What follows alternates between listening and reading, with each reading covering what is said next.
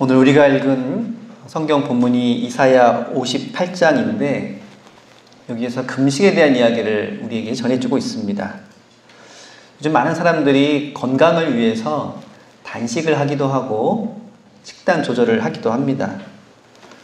그래서 때로는 금식과 단식이 뭐가 다르냐 이런 이야기를 하기도 하는데, 가장 큰 차이점이라고 한다면 금식은 단순히 금식 그 자체에만 의의가 있지 않고 반드시 기도를 하는 것을 수반을 합니다. 그래서 교회에서의 금식은 금식 기도와 같은 의미이기도 합니다. 여러분들 혹시 금식 기도 해보셨는가요? 가끔 본인이 금식 기도를 몇 번을 했고 또 40일 금식 기도를 했다 뭐 이런 걸 가지고 본인이나 혹은 주변 사람들이 마치 어떤 훈장이나 되는 것처럼 이야기를 하는 분들이 계신데, 아마 정작 본인은 그렇게 생각하지 않을 겁니다. 내가 그렇게 기도할 만큼 절실하고 간절했다, 그 정도 차원이지 어떤 기도가 더 낫고 어떤 기도는 덜하다 이런 평가의 기준이 되는 것은 아닙니다. 그런데 갑자기 이사야가 왜 지금 금식에 대해서 이야기를 하고 있을까요? 그리고 이 본문이 흔히 교회에서 금식 기도가 꼭 필요하고 매우 중요한 그러한 기도의 모습이다 라는 내용으로 전해지기도 하는데, 오늘 본문은 사실 금식 기도 그 자체를 말하려고 하는 것은 아닙니다. 이사야가 이러한 금식에 대해서 이야기하고 있는 이유가 있습니다. 이사야는 바벨론에서 포로 생활하고 있는 이스라엘 백성들이 하나님의 은혜를 입고 새로워지려면 먼저 지난날 그들이 잘못했던 그러한 신앙생활에 대해서 철저하게 회개하는 것이 우선이다, 이렇게 이야기를 해왔습니다. 예배나 제사에 관해서도 그렇고 여러 가지 면에서 그들이 잘못 행해왔던 것들을 바로잡지 않고는, 회개하지 않고는 하나님의 은혜를 우리가 덧입을 수 없다, 이렇게 이야기를 해왔는데, 오늘 이 금식에 대한 이야기도 그에 해당한다고 할 수 있습니다. 구약 성경에 보면 이 금식에 대한 이야기가 자주 등장을 합니다. 대표적으로 레위기 16장에 보면 대속죄일에 대한 이야기를 하면서 모든 백성들에게 금식을 선포합니다. 이 대속죄일은 1년에 한 번 대제사장이 그 이스라엘 백성들의 죄를 용서함 받기 위해서 지성소에 들어가는 날을 말합니다. 그리고 대제사장이 지성소에 들어가서 이스라엘 백성들의 죄를 용서해달라고 기도할 때 모든 백성들은 속죄의 의미로 하루 동안 금식을 해야 했던 것입니다. 이처럼 구약 성경에 나오는 금식은 하나님 앞에 회개하고 거룩하고 성결한 백성으로 서기 위해서 제정된 그러한 신앙적인 실천이라고 할 수 있습니다. 그런데 이러한 금식이 점차 개인의 경건함을 드러내는 척도가 되기 시작했습니다. 그래서 얼마나 금식을 하느냐에 따라서 그의 경건함과 신앙생활이 얼마나 높은 수준인가를 마치 보여주는 것처럼 그렇게 작용했던 것입니다. 그리고 때로는 이러한 금식이 하나님 앞에 축복을 비는 수단이 되기도 하고 자신의 경건함과 종교적 행위를 드러내거나 과시하는 그러한 방편이 되기도 했습니다. 그래서 유대인들 가운데는 오늘 본문 3절처럼 우리가 금식하고 이렇게 애쓰는데 왜 하나님께서 내 기도를 들어주시지 않습니까? 우리가 마음을 괴롭게 하는데 어째서 주님이 알아주시지 않습니까? 라면서 이 금식을 하나님께 떼쓰는 수단으로 사용하는 이들도 있었습니다. 하지만 그들은 이렇게 자신이 금식하는 것을 과시하고 자랑하면서도 그 금식하는 사람다운 모습은 보이지가 않았습니다. 그에 대한 예가 3절과 4절에 나오는데, 먼저 3절에 보면 금식을 하면서 동시에 오락을 구한다 라는 그런 사람들이 있었습니다. 이 모습은 그들이 하는 금식이 얼마나 위선적인 것인지를 그대로 보여주고 있는 것입니다. 금식은 정말 말 그대로 하나님 앞에 간절히 매달리는, 위기와 어려움 속에서 최후의 수단으로 곡기까지 끊어가면서 기도하는 것을 말하는데, 그것이 전혀 심각하지 않게 여겨지고 오락을 구한다, 자신의 즐거움을 추구한다, 마치 금식을 놀이하듯이 혹은 장난치듯이 하는 그런 모습은 금식하는 모습답지 않다고 하는 것입니다. 그리고 그 다음에 보면 온갖 일을 시킨다라는 말을 하고 있습니다. 금식을 하면서 다른 사람에게 일을 시킨다. 여기서 말하는 이 온갖 일을 시킨다는 말은 자신의 이익을 얻기 위해서 종이나 다른 사람들을 학대에 가까울 정도로 부려먹는다, 이런 뜻이기도 합니다. 요즘 말로 하면 유감없이 갑질을 한다, 이런 뜻이기도 하죠. 한편으로는 금식한다고 하나님 앞에 기도하면서 한편으로는 자기 일과 사업을 위해 아랫사람을 마구 함부로 대하는 모습, 이것은 전혀 금식과 어울리지 않는 모습인데 그 당시에 금식하는 사람들 가운데 이런 사람들이 많았다는 것입니다. 더 가관인 것은 4절입니다. 보라, 너희가 금식하면서 논쟁하며 다투며 악한 주먹으로 치는도다. 예수님께서는 이런 말씀하셨습니다. 너희가 예물을 드리러 나오기 전에 내 형제 자매와 혹은 친구와 어떤 서먹한 일이 있거나 또 잘못한 일이 있으면 먼저 화해하고 나서 그리고 예물을 드려라. 하나님 앞에 드린 그 예물이 헛되지 않으려면 사람과 사람 사이에 화해하는 것이 먼저다 라고 말씀을 해주셨습니다. 금식도 마찬가지일 것입니다. 하나님 앞에 간절하게 회개하고 정결하기 위해서 하는 이 금식을 행하면서 다른 사람과 논쟁하고 다투고 주먹다짐한다는 것은 전혀 앞뒤가 맞지 않는 일이기 때문입니다. 자신의 이익을 위해서 이렇게 혈기를 부리는 사람, 그의 금식은 그저 쇼에 지나지 않는다는 것을 보여줄 뿐입니다. 이러한 잘못된 금식을 행하는 사람들이 너무나도 많았던 것입니다. 그런데 이러한 금식의 오용과 왜곡은 신약시대까지도 계속 이어지곤 합니다. 그래서 예수님께서도 이 금식에 대해서 잠깐 말씀해 주신 적이 있습니다.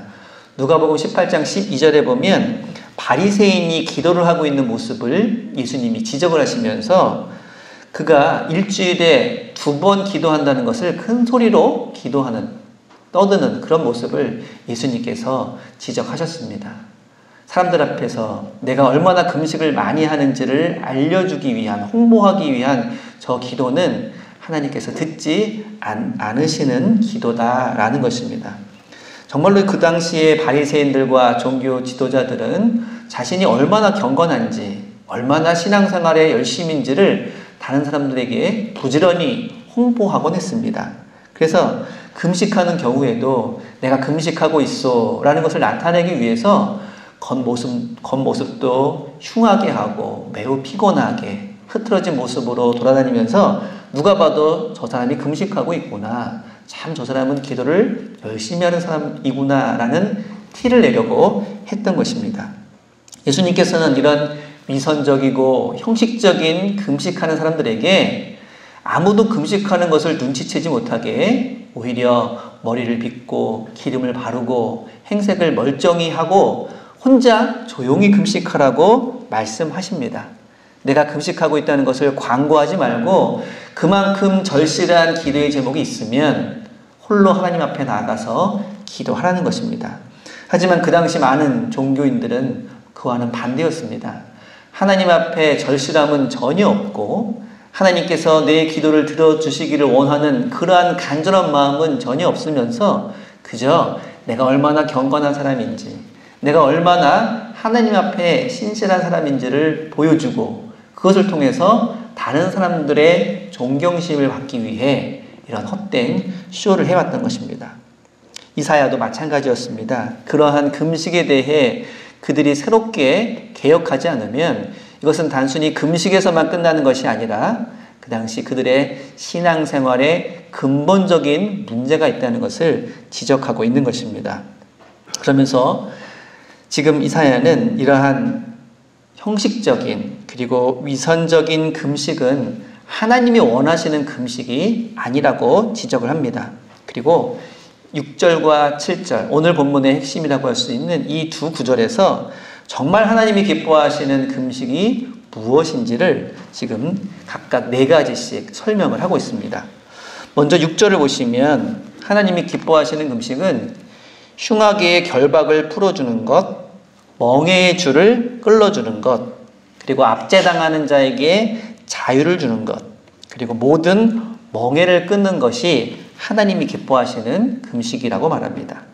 이어서 7절에서는 줄인 자에게 양식을 나누어 주는 것, 유리하는 빈민들을 자기 집에 들여서 정성껏 섬기는 것, 헐벗은 자를 보면 그에게 필요한 옷을 입혀주는 것, 그리고 내 고륙에 힘들고 어려운 처지를 보면서 외면하지 않고 숨지 않는 것, 이것이 하나님이 기뻐하시는 금식이다 라고 말합니다. 6절에서 4가지, 그리고 7절에서 4가지를 하나님이 기뻐하시는 금식의 내용으로 전해주고 있습니다. 이 각각의 4가지를 2개로 요약할 수가 있습니다. 6절은 정의를 실천하는 것, 7절은 자비를 실천하는 삶이라고 요약할 수 있습니다. 다시 말하자면 하나님이 기뻐하시는 금식은 단순히 음식을 끊고 초췌한 모습으로 다니는 것이 아니라 어려운 이웃을 섬기고 도우며 잘못된 사회의 여러 가지 모습들을 개혁하고 바꾸는 데에 최선을 다하는 것이다. 정의와 자비를 실천하는 것이 하나님이 기뻐하시는 금식이라고 말하고 있습니다. 여기서 자비를 실천한다는 것은 앞서 말한 것처럼 어려운 이웃을 돕고 구제하며 섬기는 것, 곧 사회적으로 봉사하는 것을 말합니다. 또 정의를 실천한다는 것은 불의하고 잘못된 사회 구조와 관행, 전통 등을 바꾸기 위해서 이런 공적인 그리고 사회적인 참여를 한다는 것을 말합니다. 물론 이 2가지는 결코 쉬운 일이 아닙니다. 매우 어려운 일일 수도 있고 신중하게 우리가 접근해야 하는 일입니다. 하지만 우리가 때로 이 경건과 영성을 개인적인 차원에서만 생각할 때가 많은데 성경에서는 이러한 경건과 영성에는 개인적인 차원도 있지만 사회적인 그리고 공동체적인 차원도 있다는 것을 말하고 있는 것입니다. 오히려 이사야 시대에는 많은 사람들이 개인적으로는 경건하다고 자랑하지만 그들이 당하고 있는 여러 가지 사회적인 문제에는 등한시하고 잘못된 전통과 관습에 대해서는 전혀 관심을 기울이지 않는 그런 모습을 지적하면서 이러한 공적인 사회적인 차원을 함께 생각해야 된다고 말하는 것입니다. 왜냐하면 하나님은 개인적으로만 만나는 하나님이 아니라 세상 어디에나 계시고 그 어디에서나 하나님의 뜻을 이루기를 원하시는 하나님이기 때문입니다.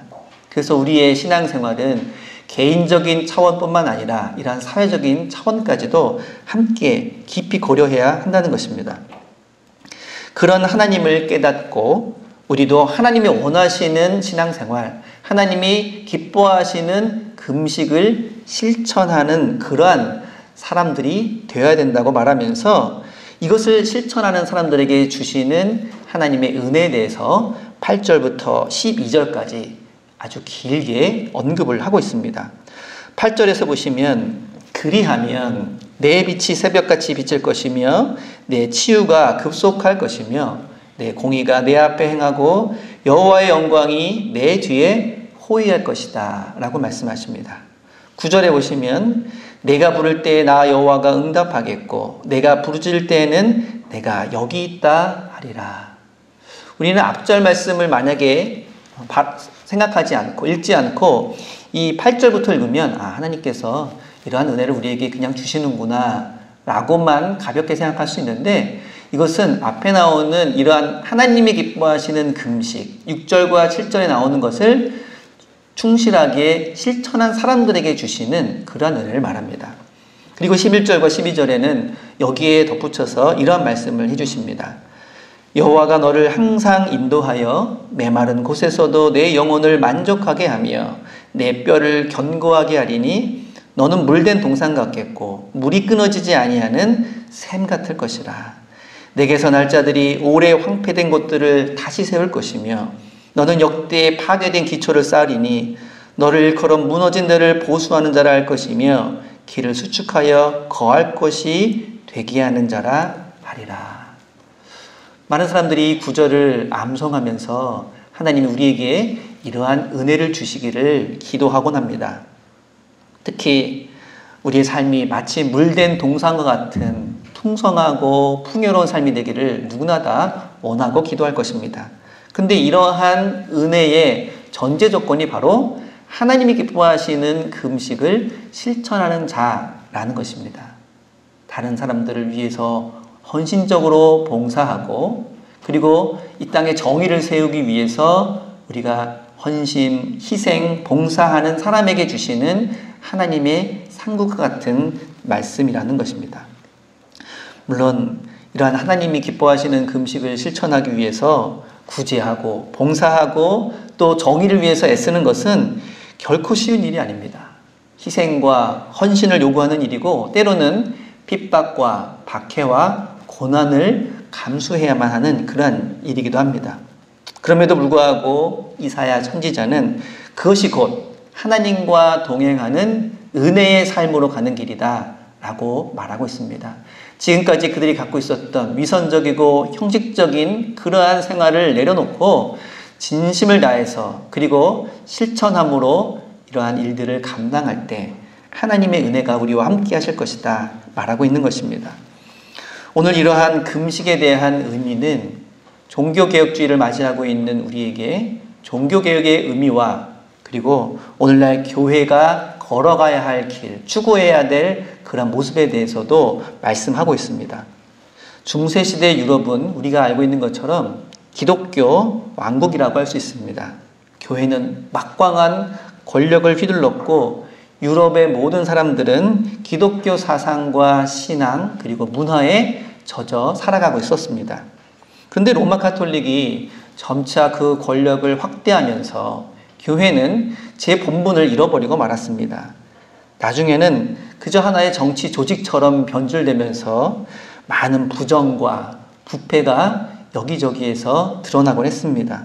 이런 상황에서 성직자들에 대한 신뢰와 믿음, 권위는 이미 상실되고 말았습니다. 그리고 각 교회와 그 교회에 속해 있던 사제들 그리고 종교 지도자들은 아무런 역할을 감당하지 못하는 그런 모습이었습니다. 그래서 많은 교회에서 수많은 그런 행사와 그리고 미사 이런 것들이 성행하고 있었지만 그러나 교회는 그 당시 사람들에게 아무런 위안도 희망도 전해주지 못하는 그런 모습이었습니다. 이것은 마치 이사야 시대에 많은 사람들이 열심히 금식 생활하고 기도하고 제사 드리고 하고 자신의 경건성을 자랑하고 있었지만 실제로는 그들도 백성들을 권력으로 억압하고 부패하고 무능하기만 했던 그 모습을 다시 한번 그대로 보여주는 그런 모습이었습니다. 이에 대해서 많은 사람들이 종교개혁운동에 동참하면서 부패와 형식주의에 빠져 있었던 로마 가톨릭 교회를 개혁하고자 애를 썼습니다. 그들은 교리적이고 형식적인 가톨릭 교회에서의 신앙생활이 아니라 더 하나님과 교제하고 생동감 있고 생명력 있는 그런 신앙생활을 되찾고 회복하기 위해서 애를 쓰고 헌신을 했던 것입니다.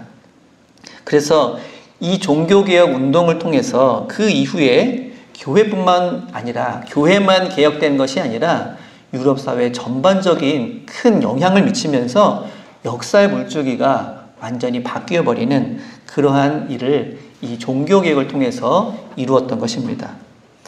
그런데 그랬던 종교개혁 운동이 이제 500년이 지났습니다. 그 당시에 구교를 개혁하고 신교가 출발하게 되었는데 그 신교도 이제 500년이 지나면서 어느덧 예전 구교와 같은 모습으로 점점 닮아가고 있다. 많은 사람들이 이러한 진단을 내립니다.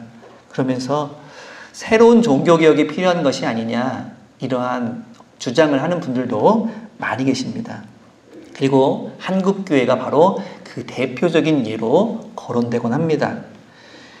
개신교, 개혁교회의 가장 대표적인 것은 끊임없이 혁신하고 끊임없이 개혁하면서 낡은 것을 고치고 우리의 신앙을 새롭게 하는 것을 추구하는 그런 신앙을 말합니다. 그런데 그러한 정신을 표방하고 시작한 이 개신교가 점차적으로 권위주의화되고 보수적이 되면서 많은 사람들에게 생명력 있는 신앙이 아니라 예전에 구교가 그랬던 것처럼 형식적이고 위선적인 신앙만을 주는 것은 아니냐, 이런 반성을 많은 사람들이 하고 있습니다. 그러는 가운데 코로나 사태를 우리가 맞이했습니다. 교회는 지난 2년간 코로나로 인해서 여러 가지 어려움을 겪었는데 어떤 사람은 코로나 때문에 교회가 자신의 민낯을 보게 되었다, 이렇게 말하는 이들도 있습니다. 그러면서 그 중에 하나가, 교회가 감당해야 되는 신앙적 과제 중에 하나가 바로 사회적인 봉사, 사회적인 정의를 위해서 애쓰는 일인데 그러한 일들에 대해서 너무 소홀한 것은 아닌가. 그러면서 많은 교회들이 이제 코로나와 함께 살아가거나 아니면 코로나 이후의 교회의 모습을 이야기하면서 예전과는 다른 교회의 모습, 예전과는 다른 것을 추구하는 신앙생활이 우리에게는 필요한 것이다 라고 여기저기에서 말을 하곤 합니다. 새로운 성찰과 새로운 실천을 해나가야 할 때가 되었다라고 말하는 이들이 많이 있습니다. 하지만 분명한 것은 단지 새로운 도구를 들여오고 새로운 기술을 개발하는 것에서 그치지 않고 보다 근본적인 우리가 그동안 놓쳤던 신앙의 모습을 회복하는 것. 이사야 시대에 열심히 금식하고 제사드리고 신앙생활을 했지만 그들이 놓치고 있었던 하나님이 기뻐하시는 금식의 내용들, 자비를 실천하고 공의를 실천하는 삶을 회복하는 것이 우리에게 가장 큰 과제임을 모든 사람들이 공감을 하고 있습니다. 많은 이들이 종교개혁 당시에 종교개혁 운동을 펼쳐나갔는데 그 중에서도 루터라는 사람이 가장 성공적인 종교개혁 운동을 했다고 인정을 받고 있습니다. 그에 대한 요인에 대해서 많은 이들이 이야기하고 있는데 그 여러 가지 요인 중에 하나가 뭐냐면, 루터가 그 당시 잘못된 로마 교회의 일들을 지적하고 95개조 반박문을 내었을 때 사실 그것은 그냥 하나의 해프닝으로 끝날 수도 있었습니다. 하지만 그 내용들을 그 당시 발전하기 시작한 인쇄술에 힘입어서 많은 교회의 사제들과 또 사람들이 접하게 되고 자신들의 삶에서 구체적으로 적용하면서부터 이 루터의 종교개혁은 그냥 하나의 사건으로 끝나지 않고 전 유럽에 큰 영향력을 끼치게 되었다고 하는 것입니다.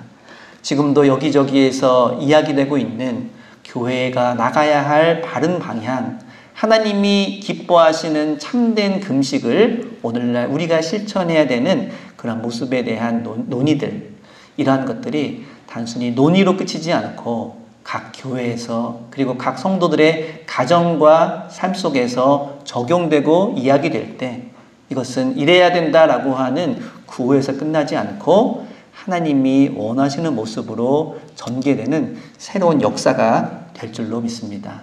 바로 저와 여러분 한 사람 한 사람의 삶이, 그리고 우리가 함께 생활하고 있는 이 교회에서의 모습이 하나님께서 계획하시고 준비하시는 새로운 신앙생활, 새로운 교회의 모습을 이루어 나가는 밑바탕이 될 줄로 믿습니다. 이 일을 위해서 함께 기도하고 함께 실천해 나가는 저와 여러분 모두가 되실 수 있기를 기도합니다.